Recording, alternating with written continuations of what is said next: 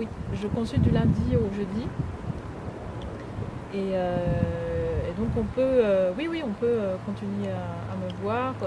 Je peux suivre au niveau du ventre, beaucoup au niveau des problèmes du ventre, Oui. au niveau du digestif. Et puis j'ai développé le soin de l'être, et qui permet aussi de vous apporter un éclairage sur ce qui se passe dans votre vie et comment votre corps peut s'harmoniser, comment votre corps il parle en ce moment par rapport à ce que vous vivez. D'accord. Et Voilà. comment en Sur harmonisant l'instant. la vie, on harmonise le corps et comment Exactement. La ça, vie, le corps, oui. voilà. Tout ça, c'est nous. Comment t'es venue à faire tout ça? Est-ce que tu as toujours été énergéticienne ou... Non, j'ai pas toujours été énergéticienne. J'ai démarré en 2014. Avant, j'étais documentaliste. D'accord. Ah oui. Et je travaillais dans plein d'endroits différents, mais surtout dans l'enseignement supérieur. Et je faisais de la recherche, beaucoup de recherche documentaire. D'accord. Et c'était un métier qui me plaisait.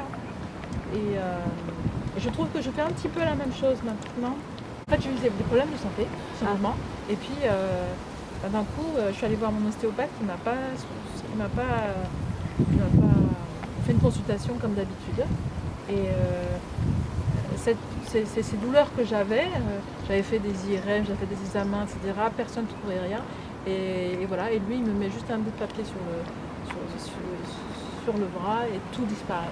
Et là, je me suis dit, oh, c'est quoi ça?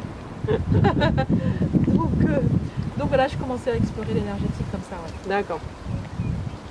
Oui, l'énergétique et la spiritualité, bien sûr, du coup, oui, parce que il y a, voilà, tout est lié, quoi. Tout est lié. Mmh. Oui, et tout à l'heure, tu disais que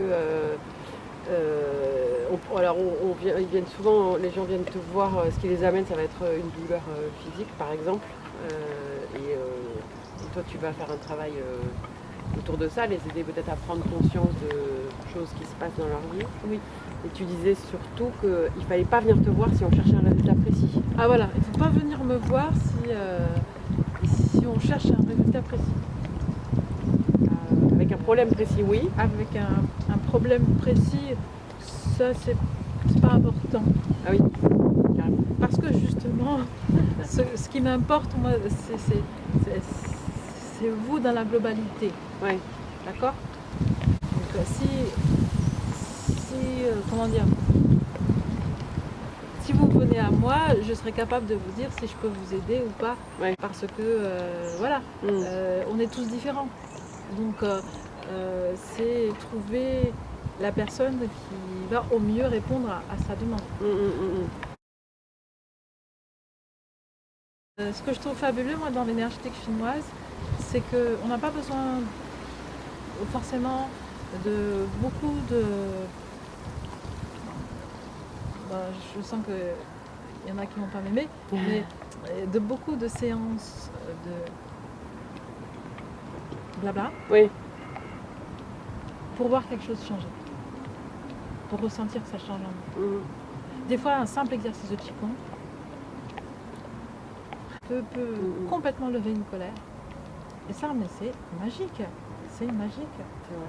Et chacun va pouvoir trouver, en fonction des différentes disciplines qui sont proposées.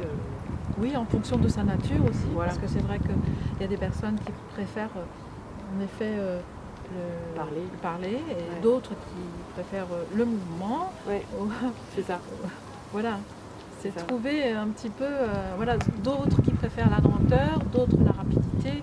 Voilà, c'est vraiment trouver, Et ça, ce qui est hyper apaisant déjà dans ce que tu dis, c'est qu'on n'est pas obligé d'être lent ou on n'est pas obligé d'être rapide. On n'est pas obligé d'être ceci ou cela. Par contre, on est obligé de trouver ce qui nous va bien. C'est ça.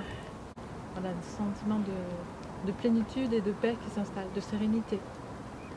Waouh. Ouais. Et pour ça, c'est important de se poser, quoi, de s'arrêter. Parce que voilà, de prendre des temps de pause, parce que je vois pas comment on peut changer sans pause. Parce que très souvent on est pris par nos habitudes. Donc on a plein d'automatismes. Oui, on les voit même plus. Ouais. Voilà. Merci, à bientôt.